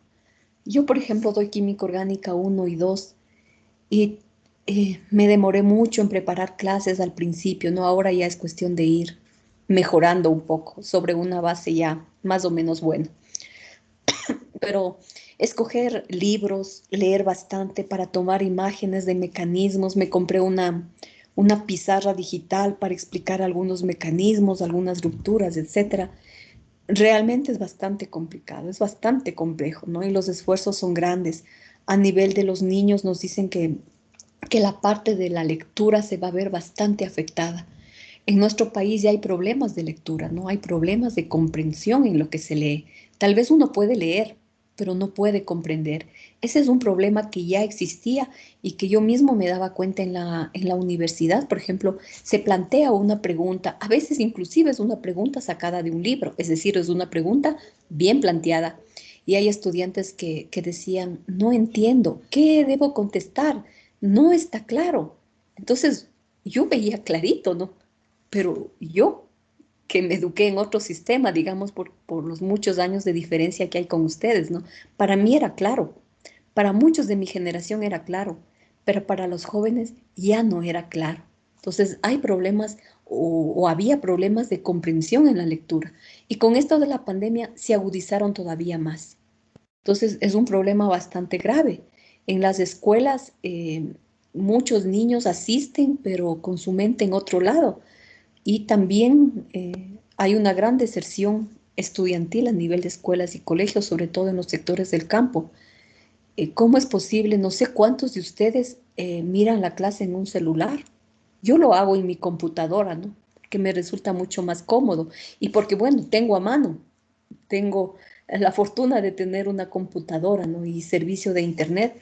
¿Cuántos de ustedes miran la clase en un teléfono? ¿Me podrían decir? Yo, ¿O todos ingeniero. tienen computadora?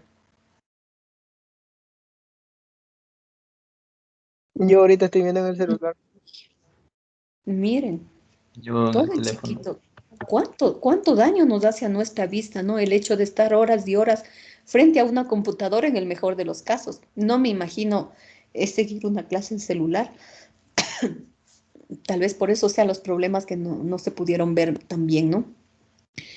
Entonces, eso está marcando la diferencia. Hay mucha deserción. En este sentido, hemos retrocedido bastante y eso es palpable, ¿no? Ustedes mismos son testigos en vivo de esta realidad que nos está ocurriendo. Como digo, hay materias que se pueden, ¿no? Creo que sostenibilidad ambiental es una de ellas, pero hay materias que sí se necesita una presencia visible, una explicación en vivo, como digo, ¿no? Y aunque en mi caso, mi pizarra digital me ha ayudado bastante, pero no es lo mismo a tener ese contacto estrecho con los estudiantes, no es lo mismo. Sin embargo, ya, vamos saliendo. Vámonos al 5, igualdad de género. ¿Quién me ayuda leyendo? Yo, profe, los beneficios Gracias. económicos de la mujer están en peligro y aumentan los niveles de violencia de género. Las mujeres representan la mayoría de los trabajadores de la salud y de la asistencia social, por lo que están más expuestas a la COVID-19.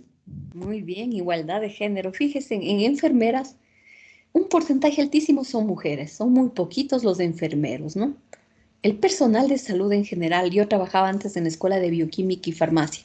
Por decir, de 40 estudiantes, unos 30 eran mujeres.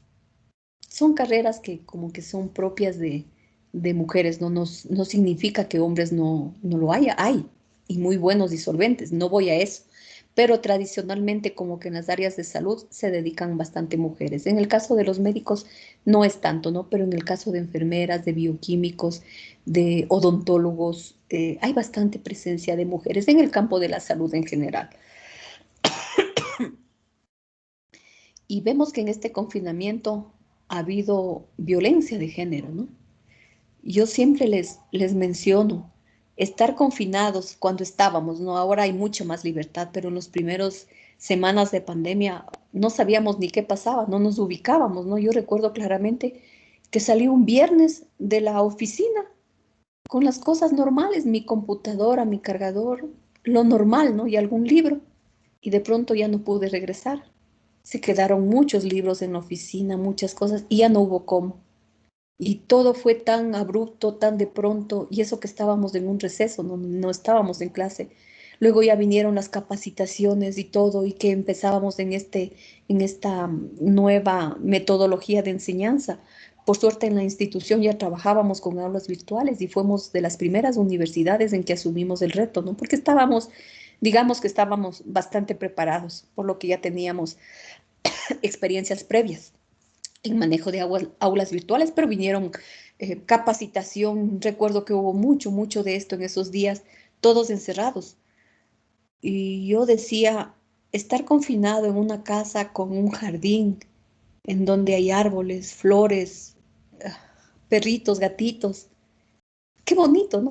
No le cuesta mucho, pero estar confinado en una covachita de esas como las que vemos, con hacinamiento, hay mismo padres, hijos, perros, gatos y todos los animales que puedan estar, con temperaturas altas en el caso de la costa, o con fríos extremos en el caso de la sierra, y estar así, o sea, qué terrible, ¿no? Qué terrible estar confinado de esa manera.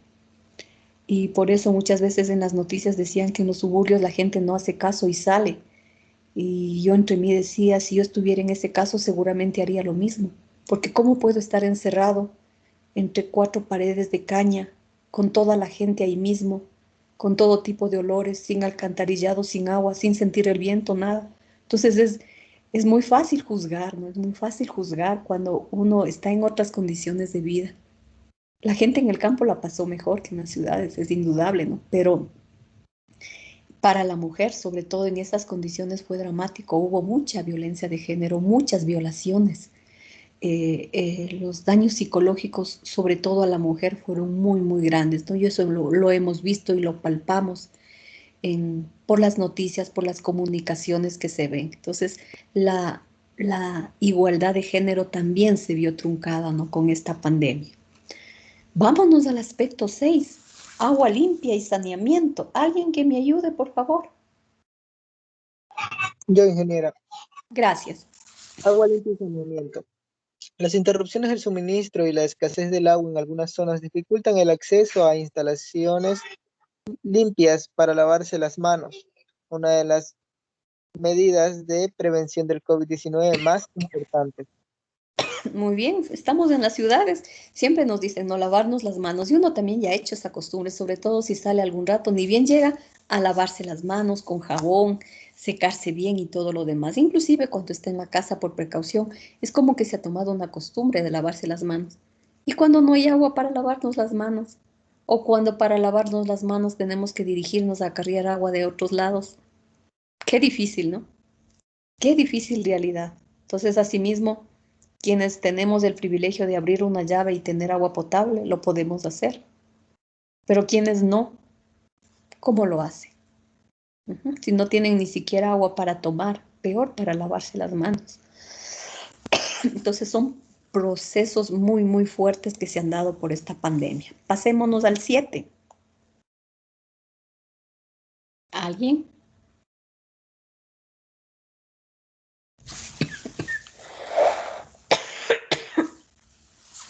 ¿Alguien que me ayude al 7, por favor? Energía asequible y no contaminante. Yo, Inge, Gracias. la escasez de suministros y de personal están provocando la interrupción del acceso a la electricidad, ahí me quedé. Dificulta aún más la respuesta a La- esta enfermedad, ¿no? Lo que Muy bien. dificulta aún más la respuesta. Muchas gracias. En las ciudades casi no se ha vivido esto, pero en el campo sí, y en países más pobres también. Por ejemplo, en Brasil, ¿no? Nos decían que prácticamente en Venezuela también no se ha interrumpido la energía eléctrica por mucho, mucho tiempo. Y sin electricidad, imaginémonos lo que es vivir ahora sin eso, ¿no? Es un problema bastante grave. Eso se ha sentido no tanto en nuestro país, ¿no? Al menos que yo sepa, no ha habido cortes prolongados de luz, pero en Brasil, en Venezuela, se ha sentido muchísimo eso, ¿no? Eso era ya una realidad, sobre todo en Venezuela, en ciertos días de lo que nos dicen, ¿no? Pero eso se agudizó todavía más. Vámonos al 8, el trabajo decente y crecimiento económico. ¿Alguien que me ayude, por favor?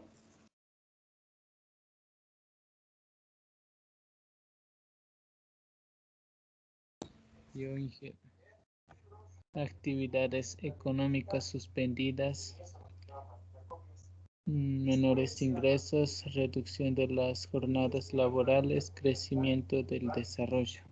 Del desempleo. Muy bien.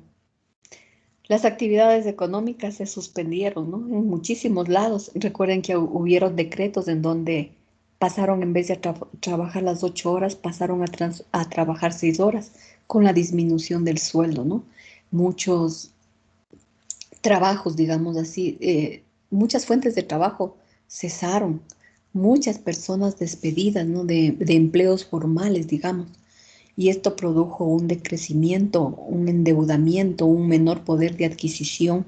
Entonces esto tiene que ver con la pobreza, el hambre, salud, educación, prácticamente con todo, ¿no? Sin trabajo no hay fuentes de tener una vida digna.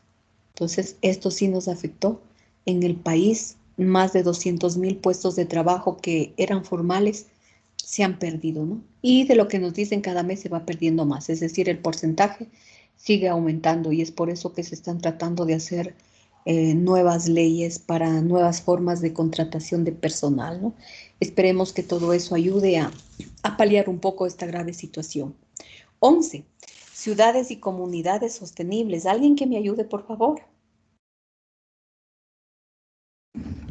Yo, Inge. La población que vive en los barrios marginales se enfrenta a un mayor riesgo de exposición a COVID-19 debido a la alta densidad de población y a las malas condiciones de saneamiento. Muy bien. En las ciudades, como les digo, no nos afecta tanto, o al menos no es tan dramática la situación, ¿no? Pero imaginémonos en los suburbios, en los guasmos, en los cinturones de pobreza de grandes ciudades, donde no hay servicio de agua potable, alcantarillado, la luz es precaria, etc.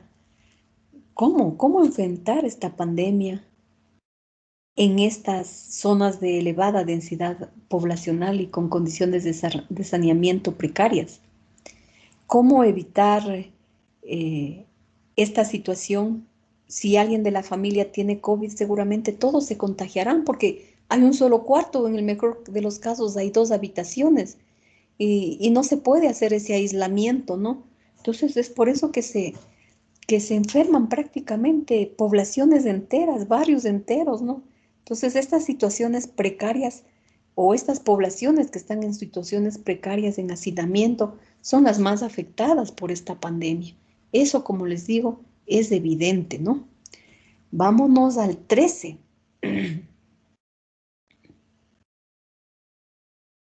Alguien que me ayude. Acción por el clima. Yo, Inge.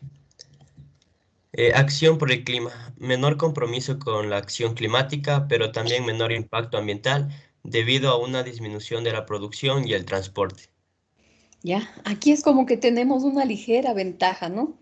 Recordarán que habían videos en donde nos decían que en las ciudades que estaban prácticamente sin gente, ¿no? En las primeras épocas, en las épocas duras, como yo digo, de pandemia, habían animales salvajes que estaban por ahí, por las ciudades, con libertad, ¿no? Entonces, esto se debió a que la gente estaba encerrada, ¿no? Estaba encerrada, no había transporte, no salían, con lo que la fauna, digamos, periférica comenzó a entrar en ciudades. Se vio muchos videos, ¿no? Muy, muy bonito todo esto. Y aunque es cierto que estos compromisos por la acción del clima ante tantas necesidades como es la pobreza, el hambre, la salud, la educación, la igualdad de género, el agua limpia, el trabajo y todo lo demás, hicieron que se descuide un poquito esta acción por el clima. Pero también ha habido ciertos aspectos positivos en esto, ¿no? El hecho de que las fábricas trabajen menos, hubo menos contaminación. Nos decían que había zonas en que, o ciudades bastante grandes en que por primera vez se pudo ver el cielo en muchos años, es decir, que había ciertas generaciones que pudieron ver el cielo un poco más limpio, ¿no? De lo que siempre hay una nube de smog.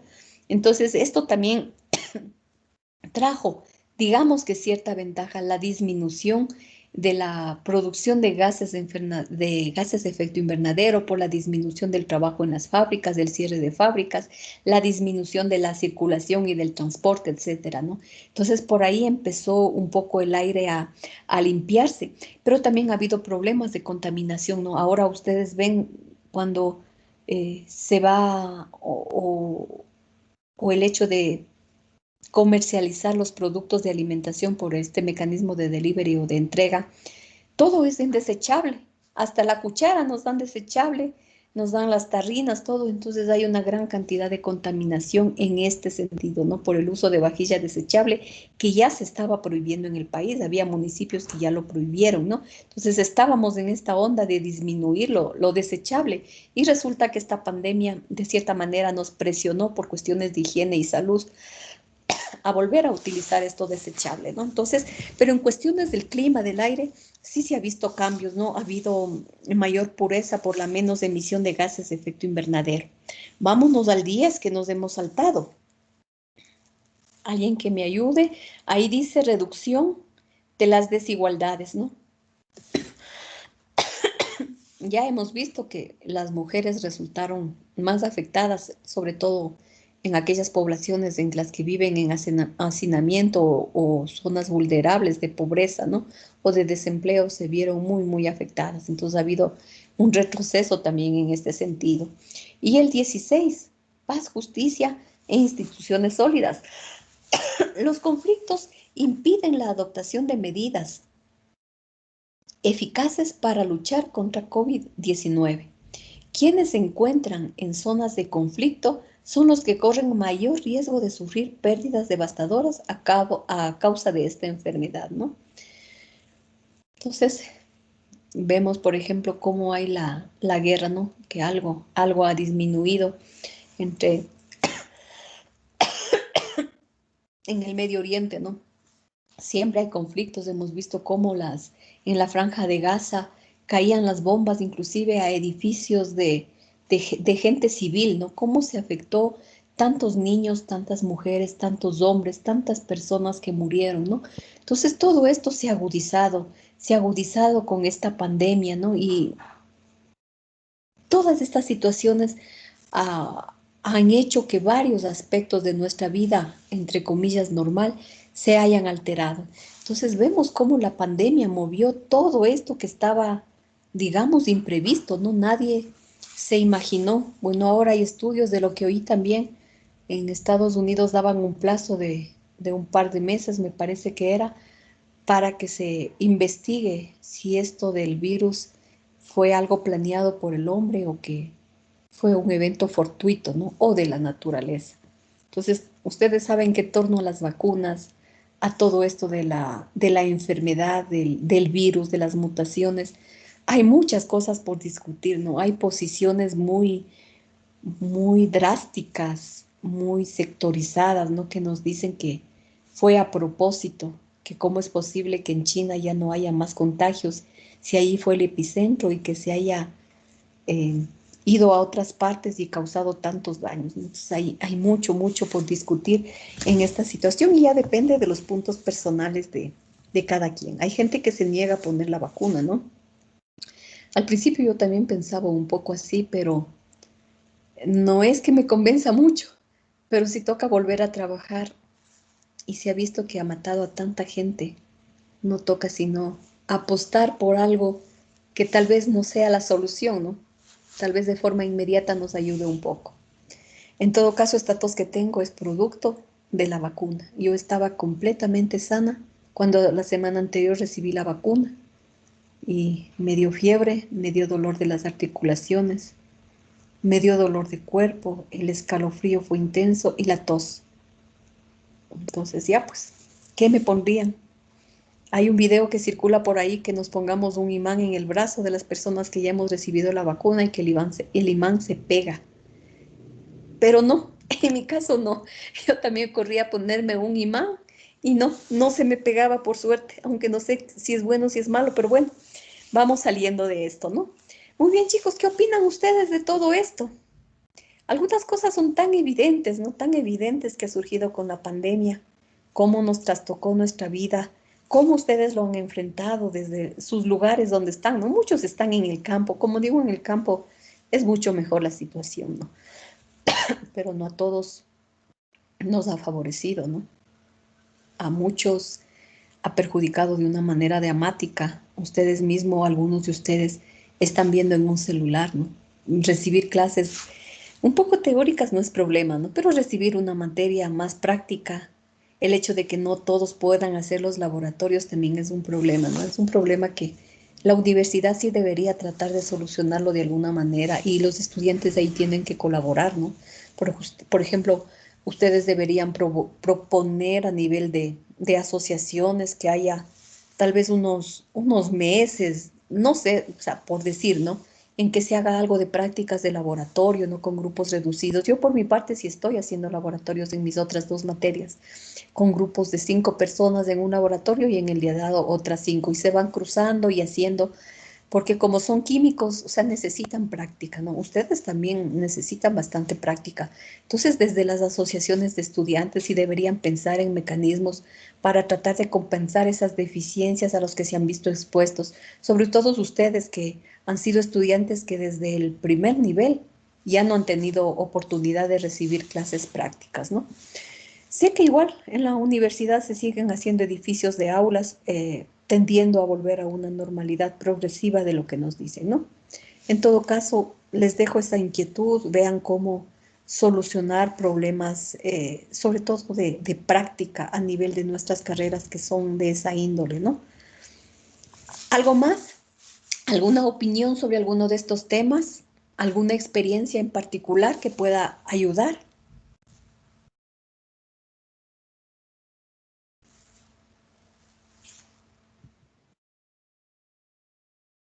¿No? Sobre esto de la pandemia, sí hubo, o sea, en nuestro país al menos sí hubo una ventaja o un beneficio. Por ejemplo, para la cerámica, eh, este, como en la pandemia ya no hubo exportaciones, entonces, por ejemplo, otras empresas como Graiman ya no podían traer sus productos aquí. Entonces, a nuestro país en general como que se les obligó a consumir lo nuestro. Tal vez, por ejemplo, en la cerámica, por ejemplo, mi tío era jefe de planta de azulejos, pero el problema es que había una gran cantidad de reservas de azulejos porque no se vendía. Entonces se cerraron esa planta. Entonces, si se cierra esa planta, eso significa que van a despedir a bastantes obreros. Entonces, cuando pasó esto de la pandemia, empezaron a vender más. Y no solo la reserva de azulejos se acabó, sino todas las reservas. porque o sea, hubo los casos en que se estaba rematando o sea, nuestra cerámica, y a pesar de que los costos eran bajos, se prefería, por ejemplo, a Graima, que costaba más. Entonces, em, entonces como hubo eso de la pandemia, hubo más, o sea, se compraron más, ya no hubo reservas, entonces se abrieron otra vez las plantas, como por ejemplo la de azulejos, y también, por ejemplo, ahora era como que se necesitaba más, o sea, estaban pidiendo más y volvieron a contratar otra vez a los obreros. Entonces, por una parte, tal vez esto ocurrió también con otras empresas, o sea, empresas ecuatorianas, que como no hay exportaciones, entonces se obliga a la población a consumir lo nuestro. Muy bien, eso es una experiencia muy particular, ¿no? Que es bueno saber, ¿no? Es bueno saber que han traído también cosas positivas y eso es indudable, ¿no? Han traído cosas positivas. Por ejemplo, en la universidad yo veo cosas positivas. Miren que antes nosotros presentábamos el seguimiento, la planificación, la jornada laboral, el registro de hora a hora y bueno, y una serie de cosas, de documentos que entregábamos la primera semana de cada semestre. No se imaginan la cantidad de cosas. Bueno, ustedes deben saber, muchos de ustedes deben tener padres, hermanos, alguien que trabaje en el sector de la educación y no solo en la universidad, ¿no? Sino a todo sector. Es una serie de papeles que nos quita tanto tiempo, ¿no? Entonces, antes yo tenía inclusive la impresora, tenía en mi oficina. Ahora no he imprimido nada, ya desde la pandemia no he hecho nada en la impresora. Ahora todo es digital, todo es en línea. Entonces, todos esos procesos se vieron fortalecidos y lógicamente la reducción en el consumo de papel en la universidad ha bajado, pero a límites que es increíble, ¿no? Es impensable que en tan poco tiempo se hayan hecho todo este cambio de registros que antes eran en físico, se lo hacen en digital. Ahora, por ejemplo, en la plataforma Oasis, nosotros enviamos allá todo lo que es la planificación, el seguimiento, el sílabo, el programa analítico, el rendimiento de los estudiantes, o sea, todo está ahí y se hace automático y con la firma electrónica que hemos tenido que sacar, no necesitamos para nada imprimir un documento. Son cosas positivas, ¿no? Porque el ahorro de papel ha sido tan grande solo en nuestra universidad, que es increíble, ¿no? Y eso redunda en beneficio de la cantidad de árboles que se han dejado de talar por hablar del papel, ¿no? La energía también se ha disminuido. Bueno, eso es lógico, ¿no? Ya no hay aulas y estudiantes a tope funcionando y todo lo demás, ¿no? Entonces, de rebote, digamos, la energía se ha disminuido, al menos en la universidad, ¿no? Pero la cantidad de papel, eso es lo que más, lo más visible, ¿no? Y esos procesos van a seguir así. Afortunadamente, ¿no? Así volvamos a la normalidad, ya no tenemos que imprimir nada, ya todo se lo hace, todo se lo sube ya digitalmente, los archivos, todo, absolutamente todo. Antes teníamos el correo electrónico y por ahí era una que otra comunicación, pero ustedes recordarán, habían los conserjes que llevaban las comunicaciones y nos hacían firmar, ¿no? Y eso era papel. Yo siempre peleaba, impriman en la mitad de la hoja 4, yo les decía, impriman en formato A5, no manden tanto papel, impriman de lado y lado. Esa era mi lucha siempre con las autoridades y los conserjes, ¿no? Siempre estaba. Y de pronto todo eso se acabó. Fíjense en que ahora nada de eso existe. Nos crearon el sistema Keybooks y ahora todo es vía Keybooks. Y en Keybooks está la hora que les llega, la fecha que les llega. O sea, está absolutamente todo. Y uno ya no puede decir, no, a mí no me llegó. Si las evidencias están ahí. Entonces, todos estos procesos van a continuar en la universidad.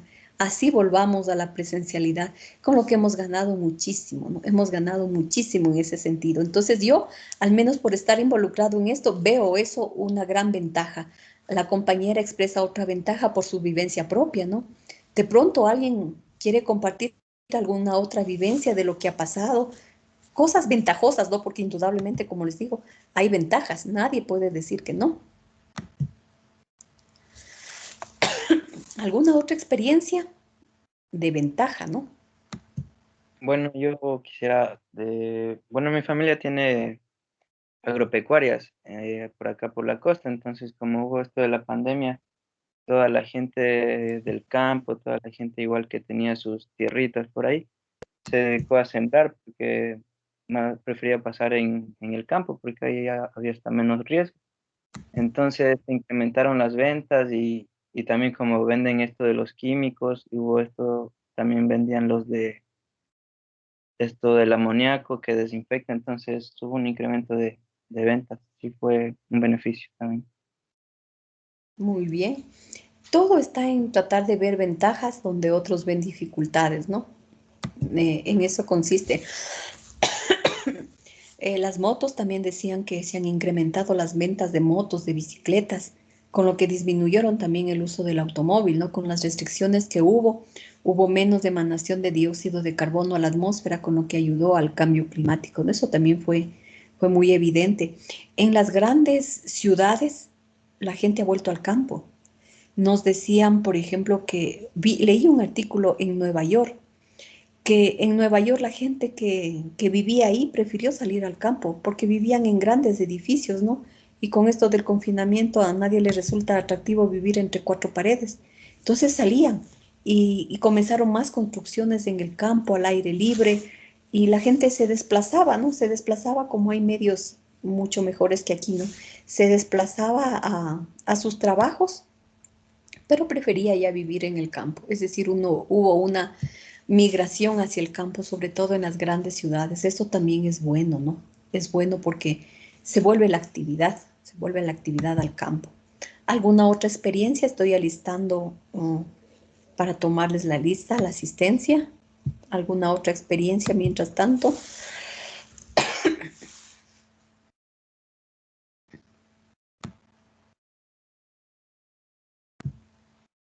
Ya, tengan listo por favor su micrófono.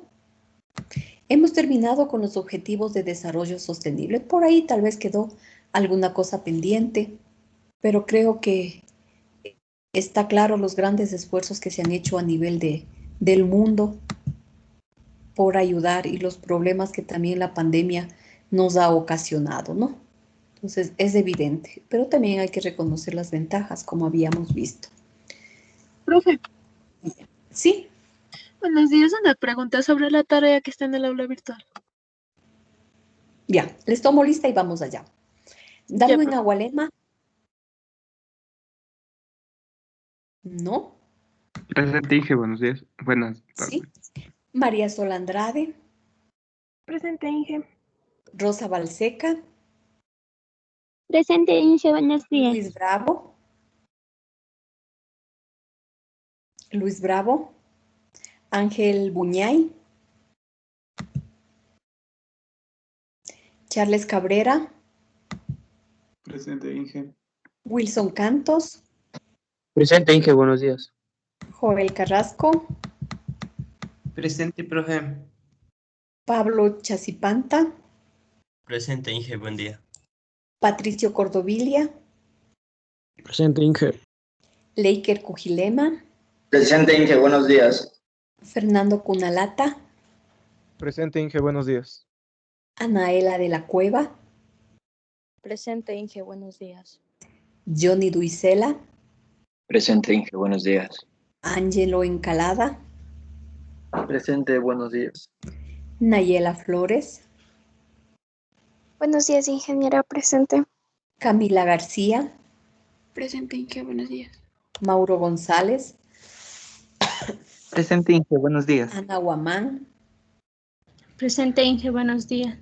Karen Guano, Presente, Inge, buenos días. Ángel Guaraca, Presente, Inge, buenos días. Diana Guevara, Buenos días, Inge, presente. Emily Guijarro, Presente, Inge, buenos días. Cindy Wilcapi, Buenos días, Inge, presente. Cintia Juela, Presente, Inge, buenos días. José López, Presente, ingeniero, buenos días. Dayana Lozada, Nayeli Manitio, Presente, Inge, buenos días. Elsa Manobanda, Presente, Inge, buenos días. Jenny Marcatoma, Presente, Inge, buenos días. Víctor Miño, Presente, Inge, buenos días. José Morán, Buenos días, profe, presente. Robinson Nanti, No. Kimberly Narváez. Presente, Inge, buenos días. Romelo Ochoa. Buenos días, presente. Carlos Olarte. Presente, Inge. Fausto Ortiz.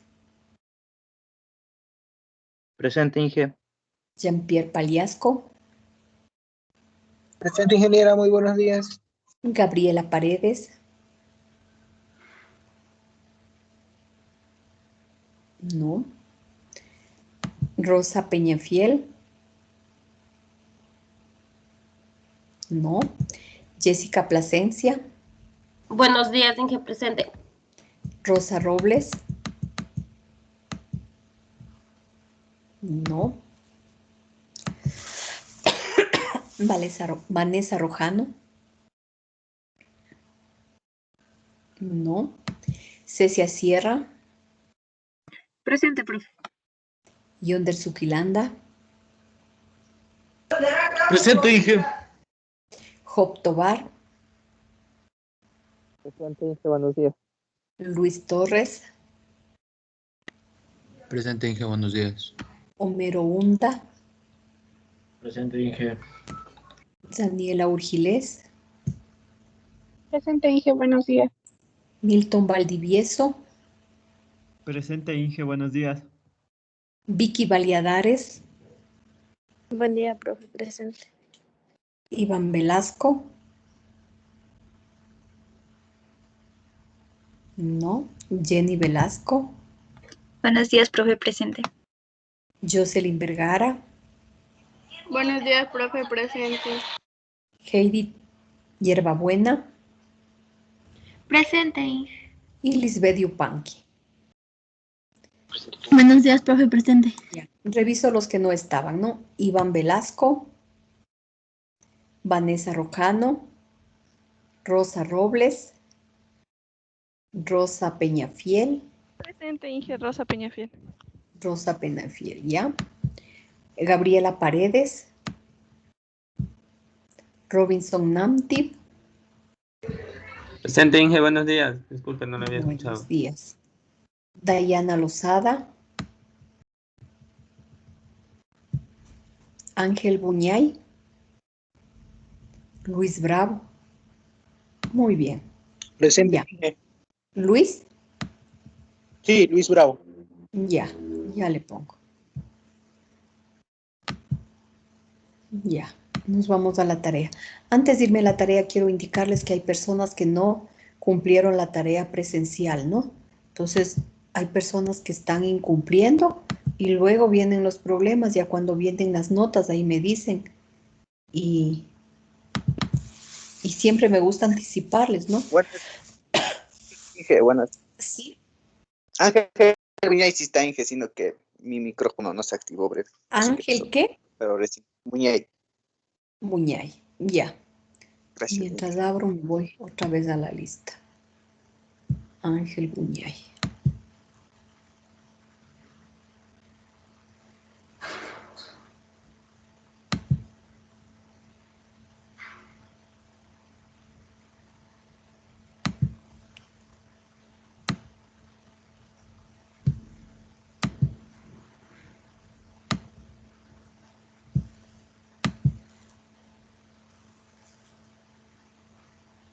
Ya.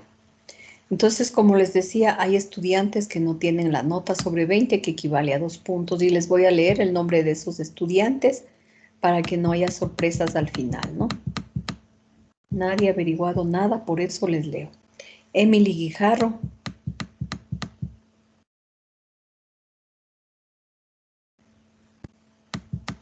Sí. Ya. Rosa Robles, Vanessa Rojano. Esas son estudiantes. Y Job Tobar tampoco tiene nota. Entonces, esas son personas que no han trabajado. Dayana Lozada, Emily Guijarro, Rosa Robles, Vanessa Rojano y Job Tobar. Entonces, no sé si no están en grupos o de pronto no estuvieron ese día presente. Entonces, en todo caso, queda sentado eso, ¿no? Ahora sí, me voy al aula. Profe, Sí.